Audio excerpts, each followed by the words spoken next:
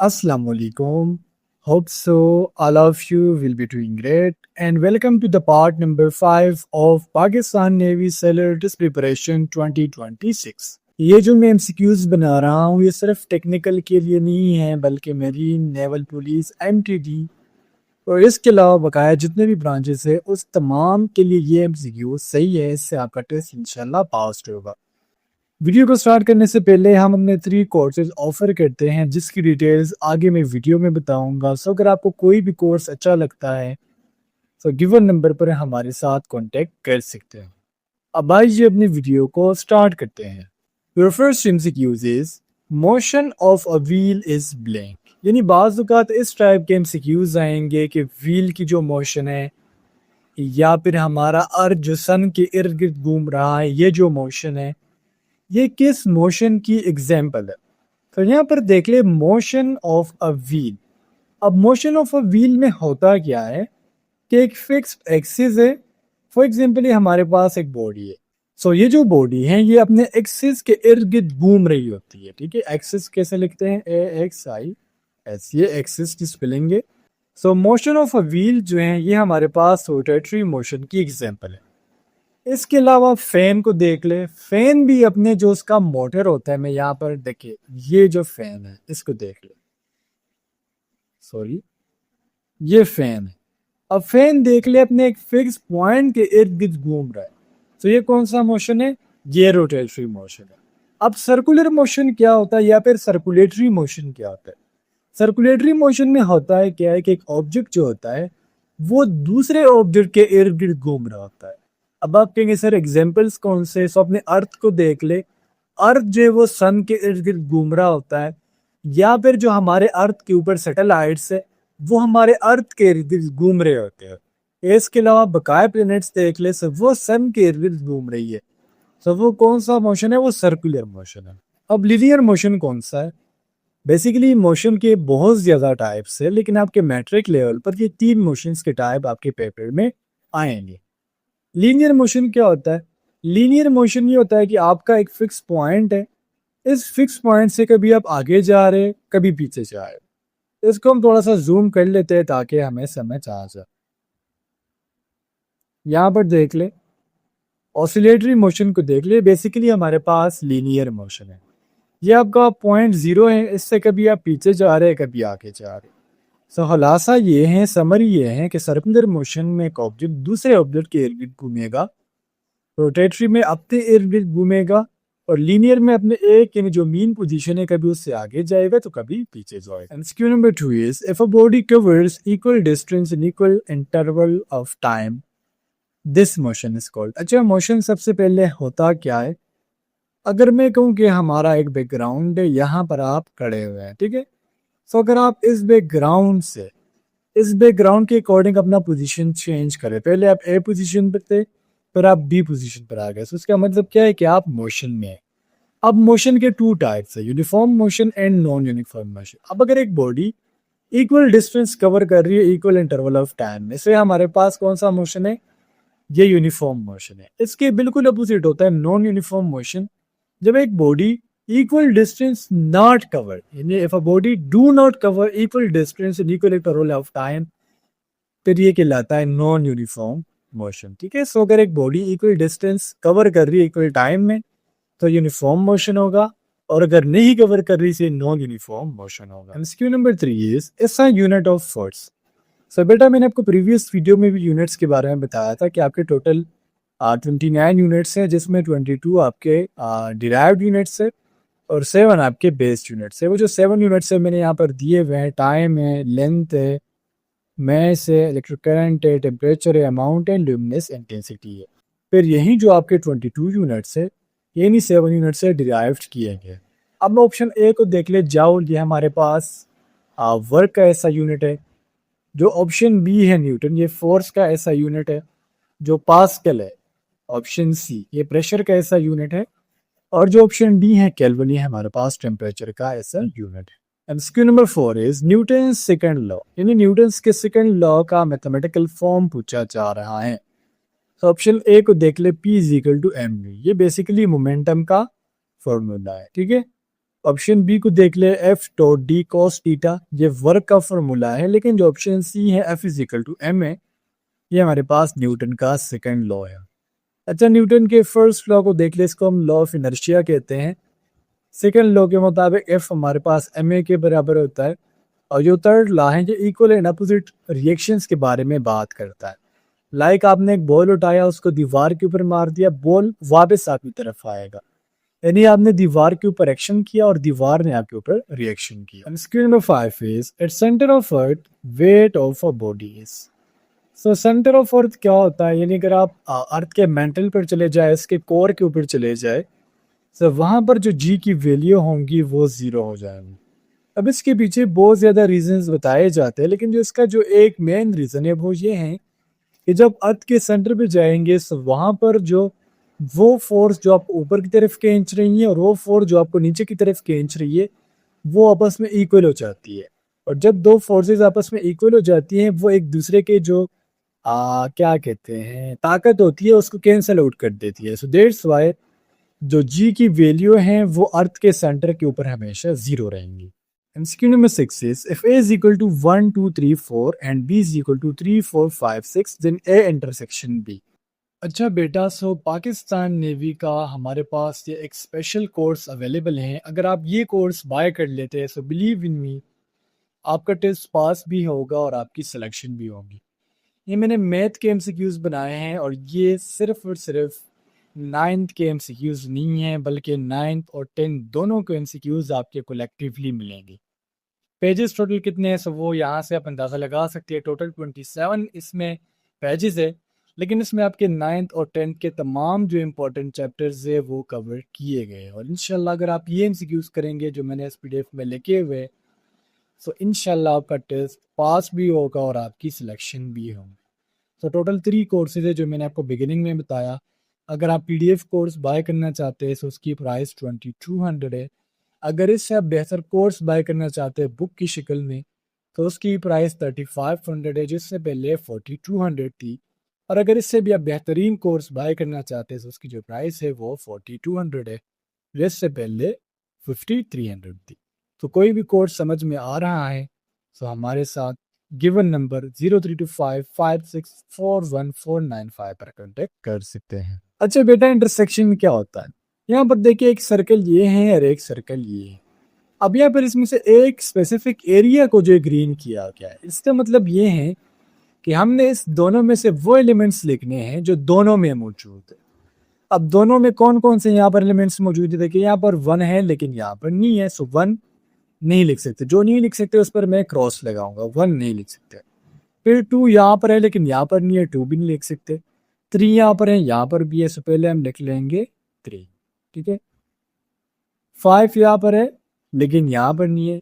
6 यहाँ पर है लेकिन यहाँ पर नहीं है। सो 4 यहाँ पर भी है और यहाँ पर भी है। हमारा आंसर क्या आ जाएगा, 3 एंड 4। यानी इंटरसेक्शन में ये जो आपको साइन नजर आ रहा है ना, ये उल्टा है, ये बेसिकली इंटरसेक्शन है। इंटरसेक्शन में हम वो एलिमेंट्स लिखेंगे जो दोनों सेट्स में मौजूद हो, जबकि इसका अपोजिट होता है यूनियन, ठीक है। यूनियन का मतलब क्या होता है, यूनियन का मतलब ये होता है कि दोनों में जितने भी एलिमेंट्स है वो कलेक्टिवली लिख ले, लेकिन आपने रिपीट नहीं करना। अब इसका यूनियन कैसे लिखेंगे, यूनियन ऐसे लिखेंगे 1 2 3 4 5 एंड 6। अब यहाँ पर आप कहेंगे सर 3 तो 2 टाइम्स था, आपने 2 टाइम्स नहीं लिखा।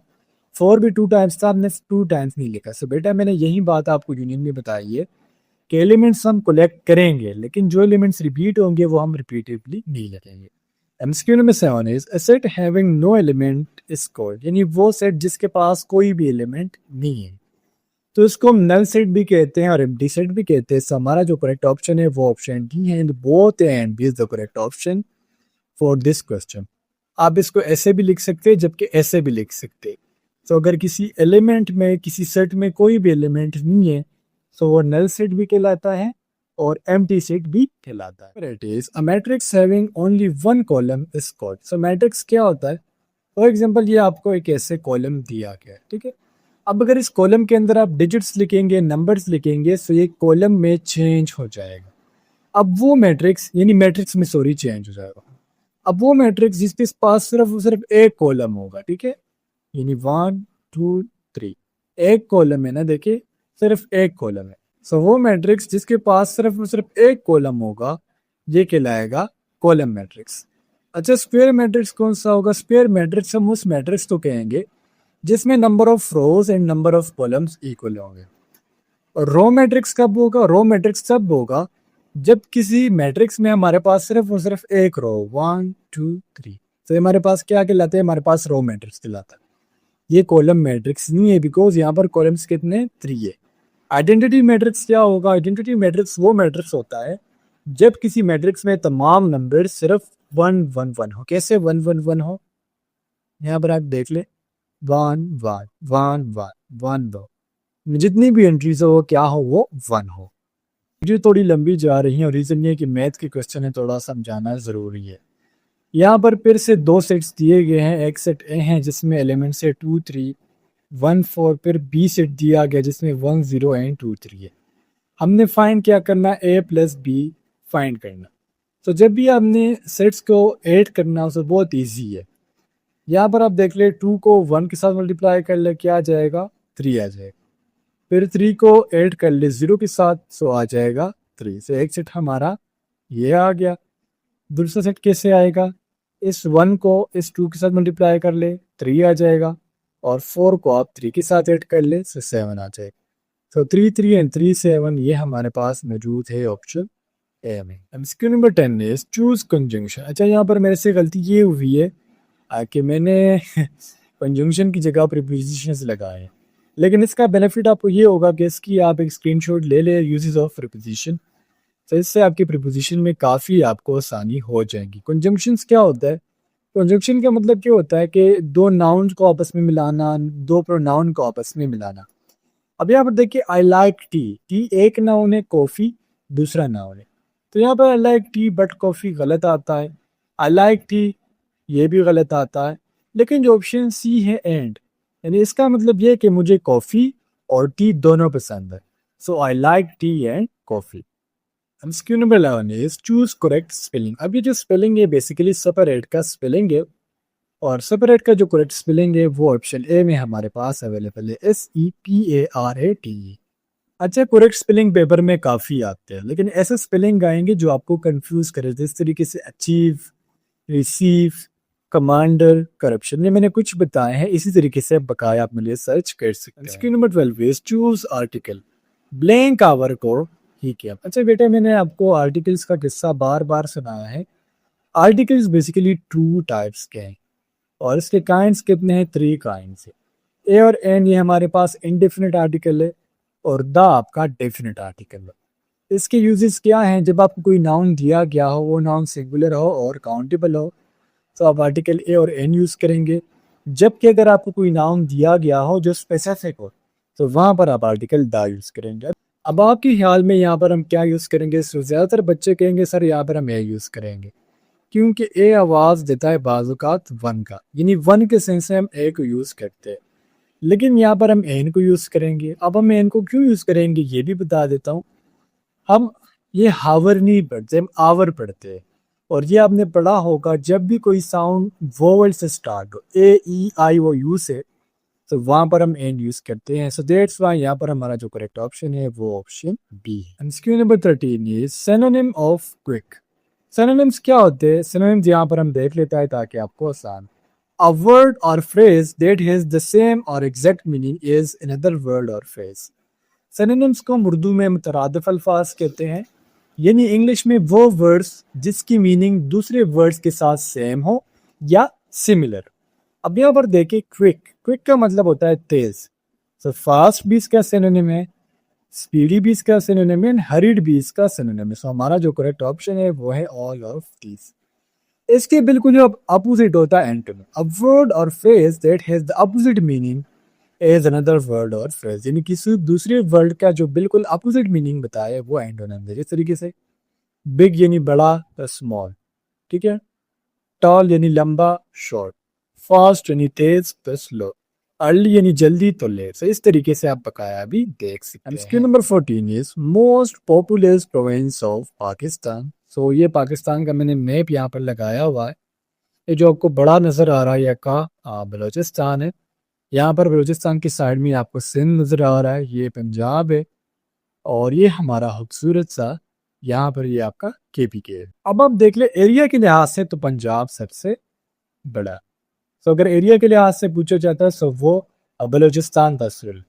लेकिन अगर हम पॉपुलेशन के लिहाज से देख ले तो पॉपुलेशन के लिहाज से जो कि पंजाब है ये सबसे बड़ा प्रोविंस है। एरिया के लिहाज से बलूचिस्तान है और पॉपुलेशन के लिहाज से पंजाब है। अच्छा, इसकी मैं कैपिटल्स भी बता देता हूँ। KPK का पेशावर है, बलूचिस्तान का क्वेटा है, पंजाब का लाहौर है और सिंध की Karachi. Number 15 is national anthem of Pakistan was written by, जो हमारा कौमी तराना है इसको किसने लिखा था? सर सैयद अहमद खान ने नहीं, इसने दो कौमी नजरिया दिया है। अल्लामा इकबाल ने नहीं, पाकिस्तान का तस्वर पेश किया था। हाफिज जलंधरी ने यस, तो हमारा जो करेक्ट ऑप्शन है वो है ऑप्शन सी। अच्छा, कंपोज किया था अहमद जी चागला ने, लेकिन राइट किसने किया था, लिखा किसने था? सो हाफिज जलंधरी ने। MCQ number 16 is literacy rate of Pakistan is around. अच्छा, लिटरेसी का मतलब क्या होता है? लिटरेसी का मतलब ये होता है कि अगर एक बच्चा 15 साल का है, वो पढ़ सकता है, लिख सकता है और साथ साथ क्या कर सकता है, बोल सकता है। सो वो क्या है, वो लिटरेट है।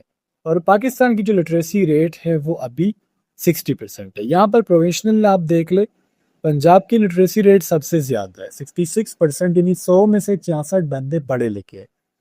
सिंध की 57% है, यानी 100 में से 57 बच्चे पढ़े लिखे हुए।